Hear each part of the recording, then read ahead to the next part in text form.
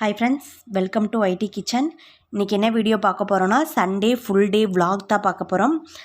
காலையில் எந்திரிச்சிட்டு காலையில் என்னென்ன வேலையெல்லாம் செய்வோனோ அதெல்லாம் முடிச்சுட்டு என்னோடய தைராய்டு டேப்லெட்டும் போட்டுட்டு பாப்பாவோட ஷூஸ்லாம் இருந்தது, அதெல்லாம் வந்து வாஷ் பண்ணி வச்சிடலாம் அப்படின்னு சொல்லிட்டு எடுத்து கொண்டு வந்து போட்டிருந்தேன். அன்றைக்கி கொஞ்சம் துணி இருந்தது, அதுவும் வாஷ் பண்ணி வச்சிடலாம் அப்படின்னு சொல்லிட்டு கொஞ்சமாக ஊற வச்சிட்ருந்தேன்.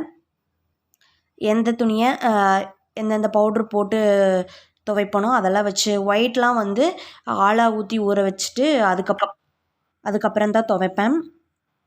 எல்லாம் ஊற வச்சுட்டு வந்ததுக்கப்புறம் காலையில் டிஃபன் பார்த்திங்க அப்படின்னா என்ன இருக்குது, ஃப்ரிட்ஜில் ஏதாவது இருக்கா அப்படின்னு பார்த்துட்டு என்ன செய்யலான்னு யோசிச்சுக்கிட்டே வந்து எனக்கு ஒரு டம்ளர் காஃபி போட்டுடலாம் அப்படின்னு சொல்லி யோசிச்சுட்டு இருந்தேன். அப்புறம் வீட்டில் பாப்பாவோட அவங்க அப்பா இருந்தாங்க, அதனால சரி அவங்கள்ட்ட கேட்டுட்டு அவங்க டீ போட சொன்னாங்க அப்படின்னு சொல்லிட்டு எனக்கும் அவருக்கும் நாங்கள் காலையிலேயே டீ போட்டு குடிச்சிட்டு கொஞ்சம் ஃப்ரெஷ்ஷாக அந்த டேவை வந்து ஸ்டார்ட் பண்ணிட்டேன்.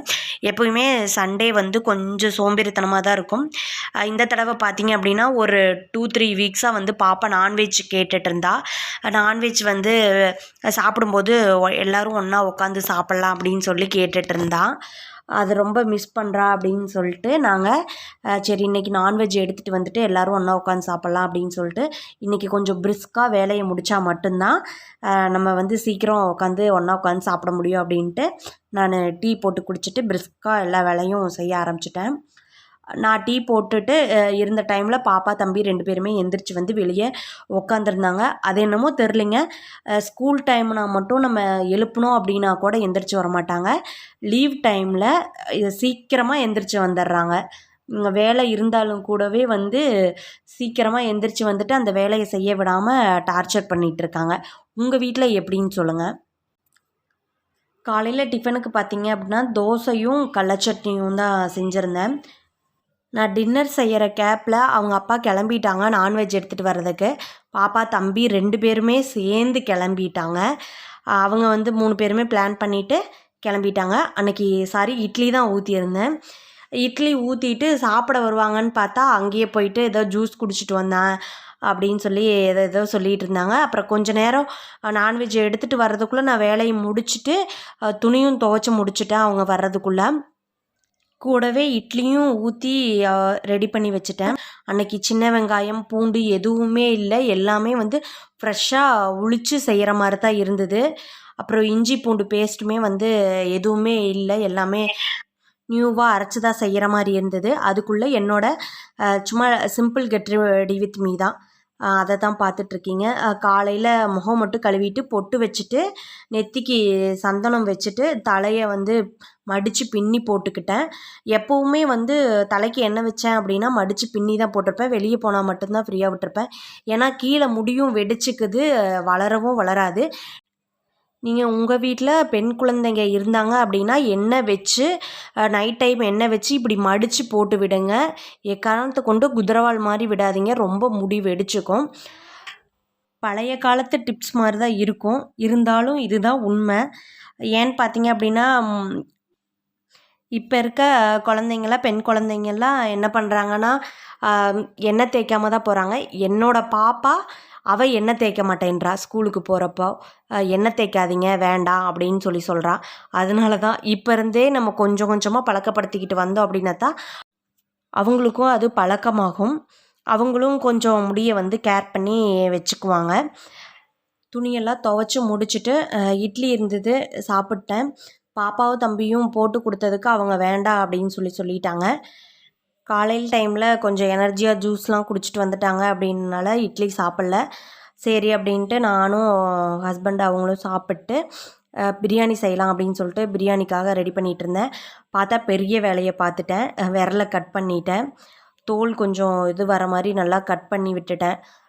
ரத்தம் போயிட்டே இருந்தது. எந்த வேலையும் செய்ய முடியல, இருந்தாலும் அந்த கட் பண்ண இதோடையே வேலை செய்ய எரிச்சல் பட எரிச்சலே தெரியாமல் போயிடுச்சு. அப்புறம் பார்த்தீங்க அப்படின்னா எப்போ புது கத்தி வாங்கினாலும் நான் வந்து அந்த விரலை கட் பண்ணி ரத்த காயம் வாங்காமல் அந்த கத்தி வந்து ஓயாது. எத்தனை கத்தி நான் சமையல் கற்றுக்க ஆரம்பித்ததுலேருந்து எந்த கத்தி எப்போ வாங்கினாலும் அந்த ரத்த காயம் படத்தான் செய்யுது எனக்கு. உங்களில் எத்தனை பேருக்கு அப்படி நடந்திருக்கு அப்படின்னு சொல்லுங்கள். டிவியில் பார்த்தீங்க அப்படின்னா பார்க்கிங் மூவி போட்டிருந்தாங்க. அதை பார்த்துக்கிட்டே வந்து வேலையை செஞ்சிட்ருந்தேன். பாப்பா வந்து பக்கத்தில் அக்கா வீடு இருந்தாங்க பக்கத்து தெருவில், அங்கே போயிட்டா. தம்பி மட்டும்தான் இருந்தான். பரவாயில்லடா சாமி அப்படின்னு சொல்லிட்டு கொஞ்சம் வேலையெல்லாம் டக்கு டக்கு டக்கு டக்குன்னு முடிச்சுக்கிட்டு வந்துட்டேன். வீடு கூட்டி விட்டுட்டேன். பாத்திரம் இருந்ததெல்லாம் பொறுக்கி போட்டுட்டு மல்லித்தலையும் புதினாவும் வாங்கிட்டு வந்திருந்தாங்க. அதை மட்டும் க்ளீன் பண்ணுற வேலை இருந்தது. அதை நான் ஈவினிங்காக தான் பண்ணணும் அப்படின்னு சொல்லிட்டு எடுத்து வச்சுட்டேன். அது கொஞ்சம் வேலை இழுக்கிற மாதிரி இருந்தது அப்படின்னு சொல்லிட்டு. பிரியாணி, ஈரல் வறுவல், இறால் தொக்கு, இது 3 செஞ்சுருந்தேன். தயிர் பச்சடி செஞ்சுருந்தேன். இதெல்லாம் தான் அன்னைக்கு லஞ்ச் மெனு. இதோட டீட்டெயில்டு வீடியோ வந்து நான் முன்னாடியே கொடுத்துருவேன். இல்லை இந்த வீடியோவுக்கு அப்புறம் வருமா இல்லை முன்னாடியே வருமானு தெரியல. நான் சீக்கிரம் கொடுக்குறேன். இது மாதிரி செஞ்சு ட்ரை பண்ணி பாருங்கள், எப்படி இருந்ததுன்னு சொல்லுங்கள். அன்னைக்கு டேஸ்ட்டு வந்து பிரியாணி எல்லாமே நல்லா இருந்தது. எப்போவுமே வந்து ஒரு கொஞ்சமாக குழையிற அளவுக்கு பிரியாணி செஞ்சுருப்பேன். இந்த தடவை அந்த பிரச்சனையே இல்லை. கரெக்டாக செய்யணும் அப்படின்ட்டு இந்த தடவை கரெக்டாக அப்படியே செஞ்சுருந்தேன். பிரியாணியும் காலி ஆயிடுச்சு. சீக்கிரமாக வந்து சாப்பிட்டு காலி பண்ணிடலாம் அப்படின்ற அளவுக்கு தான் செஞ்சுருந்தேன். அப்புறம் ஈவினிங் பார்த்திங்க எல்லா வேலையுமே முடிச்சுட்டு ஈவினிங் பார்த்திங்கன்னா ஸ்க்ரீனில் எடுத்து விட்டுட்டு கொஞ்சம் அரிசி கழிஞ்ச தண்ணியெலாம் வச்சுருந்தேன். அதெல்லாம் கொண்டு போய் செடிக்கு ஊற்றிட்டு வந்துடலாம் அப்படின்னு சொல்லிட்டு செடிக்கு ஊற்றியிருந்தேன்.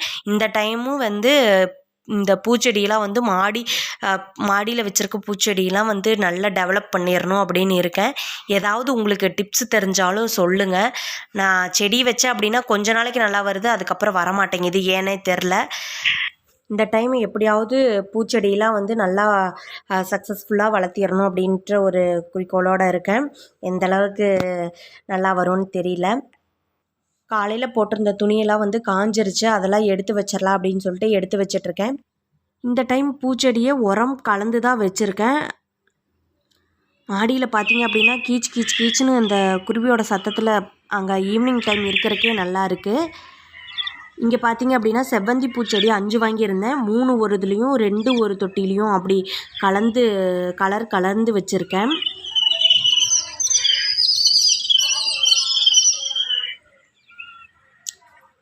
ரோஸ் செடி பார்த்திங்க அப்படின்னா 4 தொட்டியில் வச்சுருக்கேன். மணி பிளான்ட் வந்து ரொம்ப பழையது, அப்போ வாங்கினது. இதெல்லாம் வச்சுருக்கேன். எப்படி வருதுன்னு பார்க்கலாம். இந்த விலாகை இதோட முடிச்சுக்கிறேன். இந்த விலாக் உங்களுக்கு இன்ட்ரெஸ்டிங்காக இருந்திருக்கும்னு நினைக்கிறேன். இன்ட்ரெஸ்டிங்காக இருந்தது அப்படின்னா நம்ம சேனலில் லைக் பண்ணி சப்ஸ்கிரைப் பண்ணி சப்போர்ட் பண்ணுங்கள். தேங்க்யூ ஃபார் வாட்சிங். Take care. டாட்டா. பாய் பாய்.